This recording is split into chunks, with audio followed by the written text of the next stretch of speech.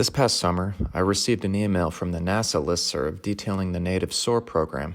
I had been looking for ways to get involved with Native communities for some time, and I felt that it was a perfect way to do so by sharing my college experience with Native high school students who may not know what to expect when it comes to the college experience. The COVID-19 pandemic has led to a lack of opportunity as far as volunteer work is concerned, especially in the healthcare field due to CDC mandates, but has presented interesting situations in education, particularly in mentorship among our Native communities. This year has been the most difficult in my life so far, something that is probably also true for most of us Native people. The pandemic has disproportionately affected Native people and has magnified disparities that were already present in education and healthcare.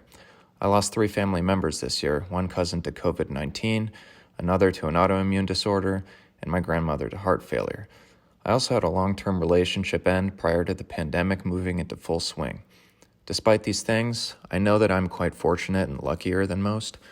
I've been able to keep my own health and have been able to continue with my education without much disruption.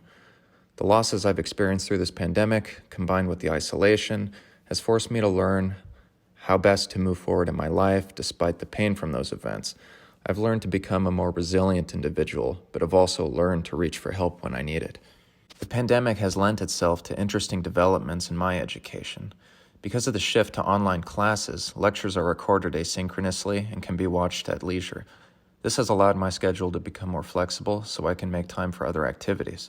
Despite the increase in flexibility, there are very few opportunities to make use of that extra time with respect to volunteer and research opportunity.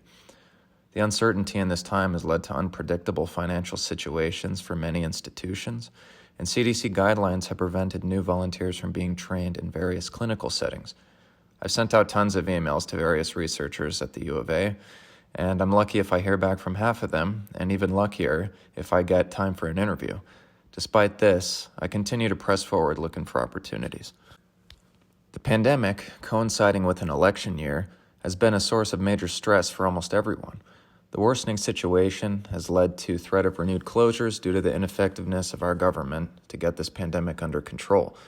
There are concerns about civil unrest and violence concerning the election, and the amount of disinformation and distrust in science and intellectualism, I feel, have reached all-time highs.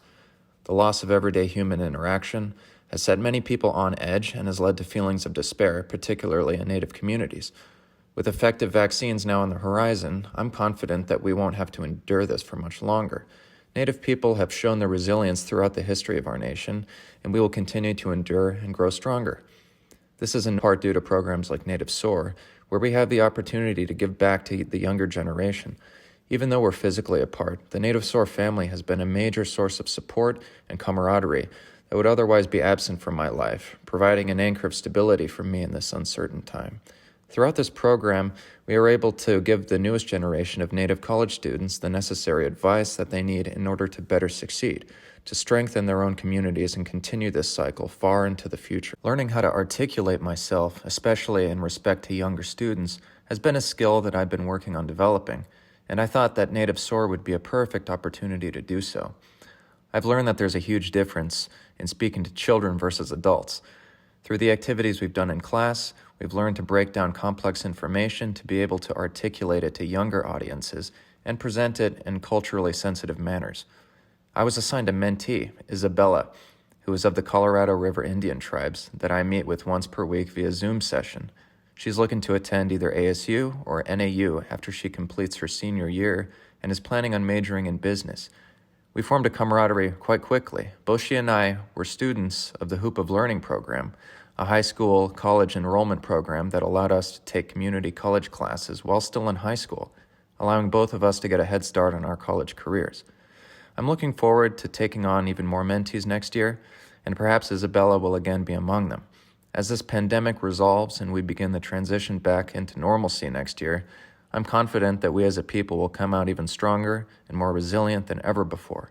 I also hope that it served as an opportunity to highlight just how important community-based programs such as Native SOAR are in helping people prepare the next generation of Native students, ultimately increasing our representation in higher education and competitive industry while being mindful of our past and where we come from.